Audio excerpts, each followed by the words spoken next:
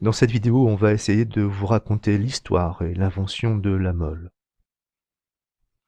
Ça commence il y a à peu près 200 ans, au moment de la Révolution française, et Antoine de Lavoisier, chimiste français, étudie une réaction classique, qui est la réaction de combustion entre le dihydrogène et le dioxygène pour produire de l'eau. Bien sûr, à cette époque-là, les termes dihydrogène et dioxygène ne sont pas connus, de même que les représentations des molécules H2O2, H2O. Mais ce qui est intéressant pour Lavoisier, c'est qu'il fait des mesures très précises et il s'aperçoit que il y a une quantité, une masse selon lui, avant et après l'opération, après et avant la transformation qui reste la même. On lui a attribué une phrase qui en fait n'est pas réellement de lui, rien ne se perd, tout se transforme. Qui pour nous signifie la chose suivante. Au cours d'une transformation chimique, il y a conservation de la masse.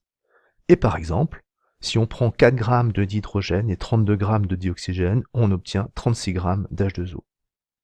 La masse des réactifs est égale à la masse des produits.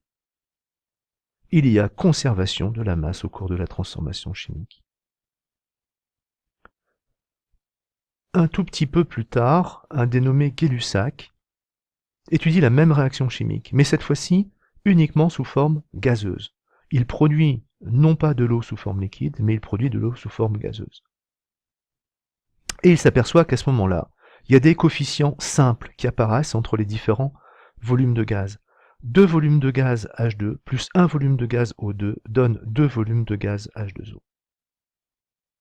En 1811, Amedeo Avogadro, chimiste italien, invente, c'est quasiment la première fois qu'on le dit, un nouveau terme, qui est le terme de molécule. Et ces molécules, il s'intéresse à leur masse, et il va donner des lois de masse relative entre ces molécules, de proportion entre ces molécules. Et aussi, il va amener des coefficients, des proportions, qu'on appellera plus tard les coefficients stéchiométriques. D'un point de vue macroscopique, il reprend l'expérience de Gay-Lussac, et il dit si 2 volumes de gaz, H2, et 1 volume de gaz, O2, donnent 2 volumes de gaz, H2O, ça doit se traduire au niveau microscopique par l'existence de petites particules qu'on va appeler des molécules, et qui représentent pour les unes le dihydrogène, pour les autres le dioxygène. Et du point de vue de ces molécules, eh bien on va avoir les mêmes coefficients, c'est-à-dire que 2 molécules de H2 vont réagir avec une molécule de O2 pour former 2 molécules d'H2O.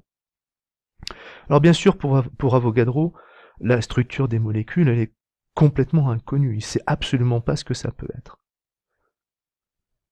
Et il réfléchit et se dit, si on fait l'opération dans l'autre sens, si on part du microscopique pour atteindre le macroscopique, comment retrouver les mêmes coefficients? Eh bien c'est simple, dit-il, on va prendre des paquets. Et 2 paquets de dihydrogène plus 1 paquet de dioxygène vont donner 2 paquets d'H2O. À condition évidemment que chacun des paquets contienne le même nombre de molécules. Et Avogadro fait l'hypothèse que c'est le cas dans les gaz, que 1 litre de H2, 1 litre de O2, 1 litre de vapeur d'eau contiennent tous le même nombre de molécules. Bien sûr, ce nombre de molécules lui est complètement inaccessible. Il n'en a aucune idée, il ne connaît absolument pas la masse d'une molécule. Plus tard, au lieu de paquets, on dira des moles. Mais ça, ce sera beaucoup plus tard.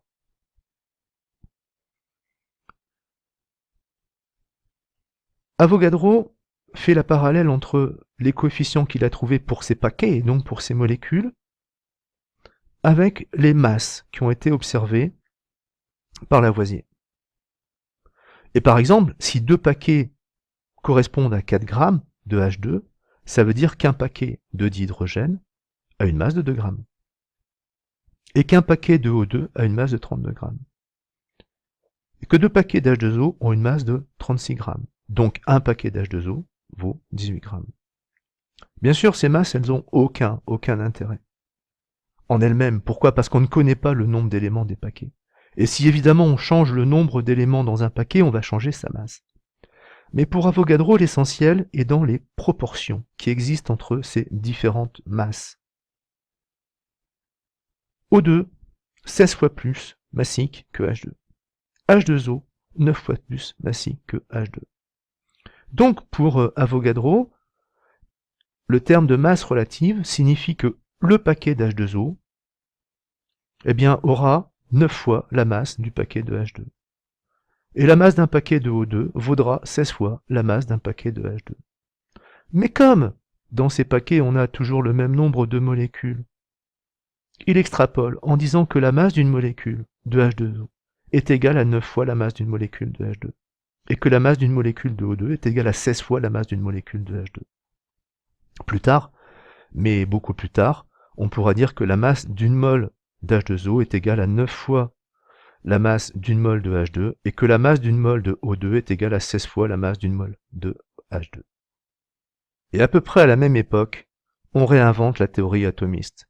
Cette théorie avait été développée par Démocrite 400 ans avant Jésus-Christ, et pour lui la matière est constituée de petites particules indivisibles et incassables qu'on appelle les atomes. Et cette théorie est restée dans l'oubli pendant près de 2000 ans. C'est un Anglais, John Dalton, en 1808, qui professe la même chose, la matière est constituée d'atomes.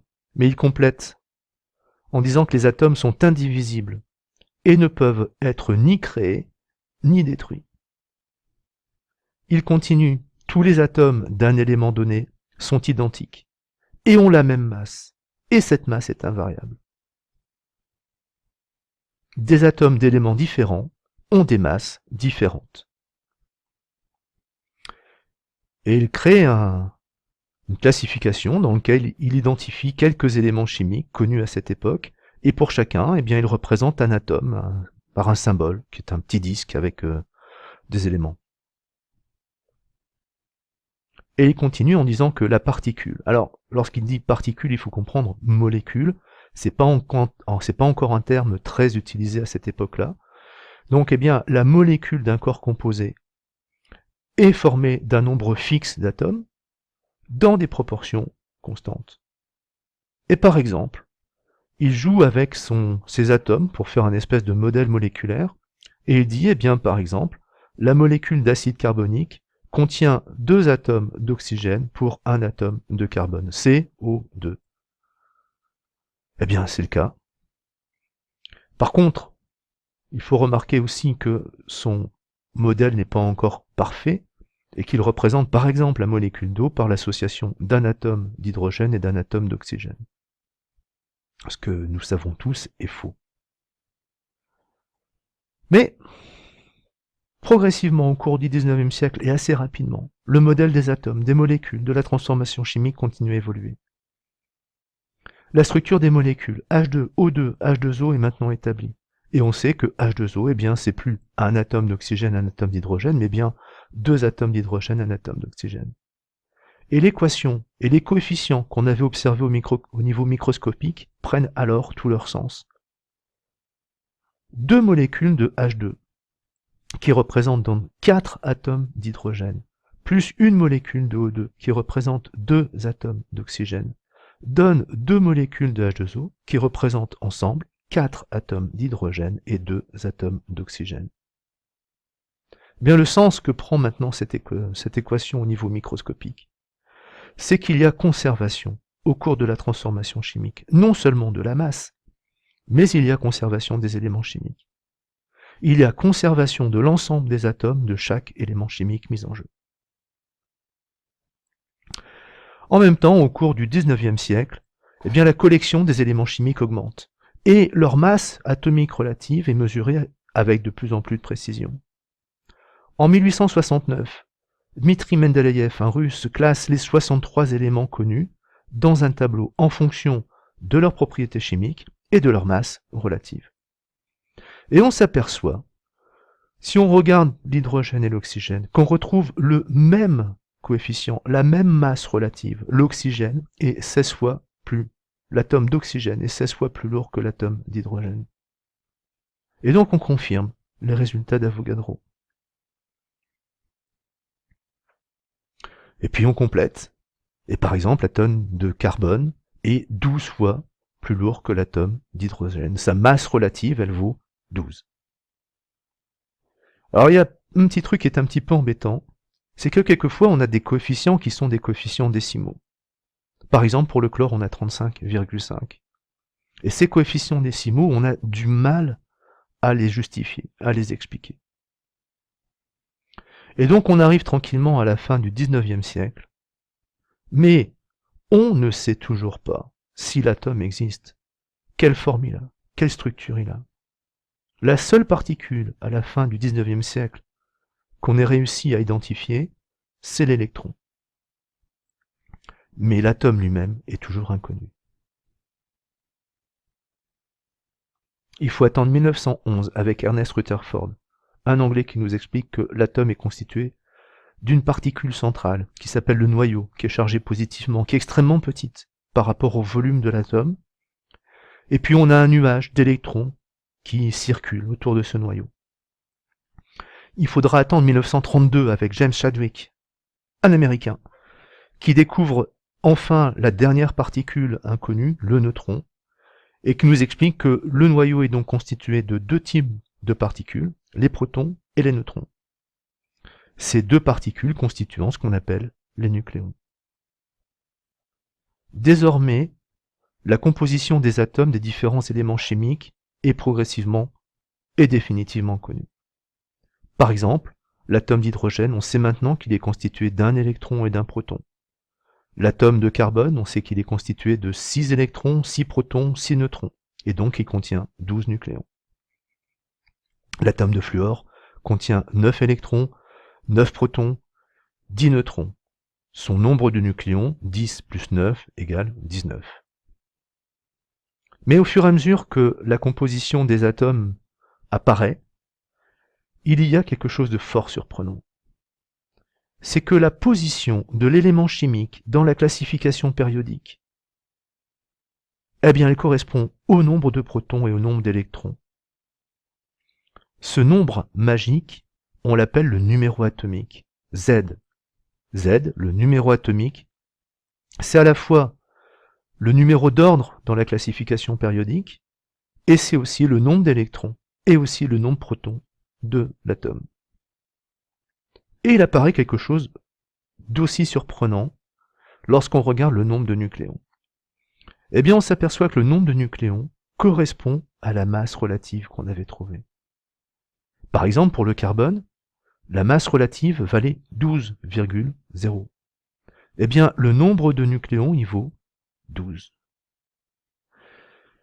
On appelle le nombre de masse, et on le note grand A, le nombre de nucléons.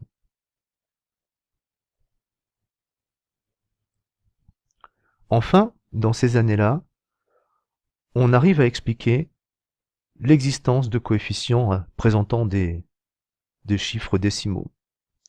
Et ça s'explique avec la notion d'isotopie. Qu'est-ce qu'on appelle des isotopes? Eh bien, ce sont des atomes qui possèdent le même numéro atomique, mais un nombre de masses différent. Par exemple, pour l'élément chlore, sur Terre, on va trouver deux isotopes stables, l'isotope 35 et l'isotope 37. Ces deux isotopes contiennent exactement le même nombre d'électrons, le même nombre de protons, mais ils ont un nombre de neutrons qui est différent. Donc leur nombre de nucléons est différent et leur masse relative est différente. Eh bien, ces deux isotopes ne sont pas aussi abondants l'un que l'autre. Et sur Terre, eh bien, les atomes de chlore présentent à peu près 76% d'isotope 35 et à peu près 24% d'isotope 37. Comment est-ce qu'on retrouve les 35,5 de la masse relative du chlore? Eh bien, tout simplement, on va faire une moyenne des masses relatives pondérées par l'abondance. C'est-à-dire qu'on prend 35 fois 76%, on ajoute 37 fois 24%, et on retrouve nos 35,5. À partir des années 1930, la classification périodique des éléments prend progressivement sa forme actuelle. Et le terme masse relative, cette notion de masse relative, devient progressivement une nouvelle notion qu'on appelle la masse molaire atomique. Et c'est la masse molaire atomique qu'on trouve maintenant dans la classification périodique, à l'endroit où auparavant on trouvait l'indication masse relative. Le paquet d'Avogadro prend progressivement pour nom le nom de mol. Et donc, un paquet, par exemple, de carbone 12, un paquet d'atomes de carbone 12, on appelle ça maintenant une mole d'atomes de carbone 12. Mais la masse d'une mole de carbone 12 doit correspondre à sa masse molaire, qui correspondait avant à sa masse relative. La masse relative était de 12 grammes.